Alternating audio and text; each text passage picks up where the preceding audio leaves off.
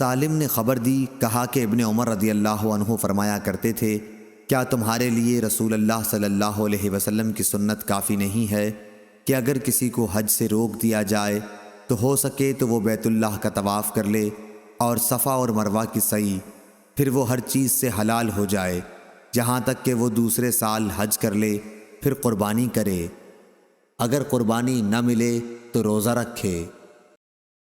مجاہد نے بیان کیا کہ مجھ سے عبد الرحمن بن ابی لیلہ نے بیان کیا اور ان سے کعب بن عجرہ رضی اللہ عنہ نے کہ رسول اللہ صلی اللہ علیہ وسلم نے انہیں دیکھا تو جوئیں ان کے چہرے پر گر رہی تھیں۔ آپ صلی اللہ علیہ وسلم نے پوچھا، کیا ان جوؤں سے تمہیں تکلیف ہے؟ انہوں نے کہا کہ جی ہاں۔ آپ صلی اللہ علیہ وسلم نے انہیں حکم دیا کہ اپنا سر منڈالیں۔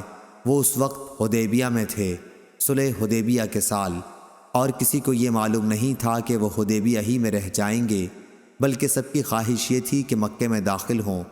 پھر اللہ تعالیٰ نے فدیے کا حکم نازل فرمایا اور رسول اللہ صلی اللہ علیہ وسلم نے حکم دیا کہ 6 مسکینوں کو ایک فرق یعنی 3 صاع غلہ تقسیم کر دیا جائے، یا ایک بکری کی قربانی کرے یا 3 دن کے روزے رکھے۔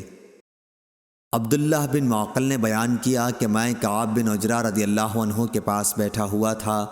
میں نے ان سے فدیہ کے بارے میں پوچھا تو انہوں نے کہا کہ قرآن شریف کی آیت اگرچہ خاص میرے بارے میں نازل ہوئی تھی، لیکن اس کا حکم تم سب کے لیے ہے۔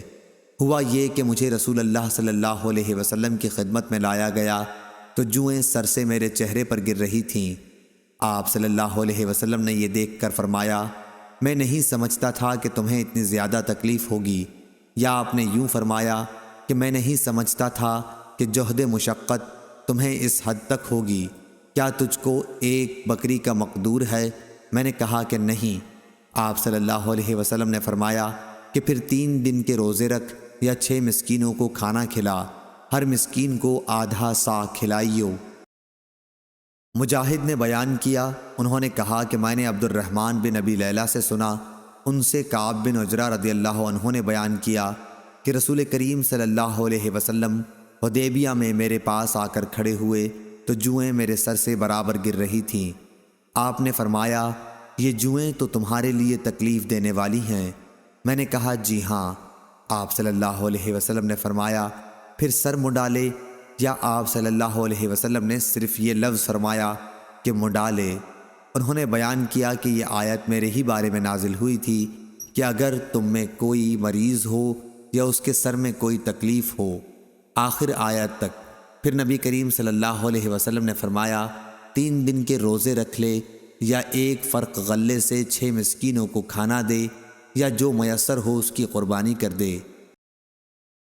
نافع نے بیان کیا کہ فتنہ کے زمانے میں جب عبداللہ بن عمر رضی اللہ عنہ مکے کے ارادے سے چلے تو فرمایا کہ اگر مجھے بیت اللہ تک پہنچنے سے روک دیا گیا تو میں بھی وہی کام کروں گا جو حدیبیہ کے سال میں نے رسول کریم صلی اللہ علیہ وسلم کے ساتھ کیا تھا۔ آپ نے عمرے کا احرام باندھا کیونکہ رسول اللہ صلی اللہ علیہ وسلم نے بھی حدیبیہ کے سال عمرے ہی کا احرام باندھا تھا۔ پھر آپ نے کچھ غور کر کے فرمایا کہ عمرہ اور حج تو ایک ہی ہے۔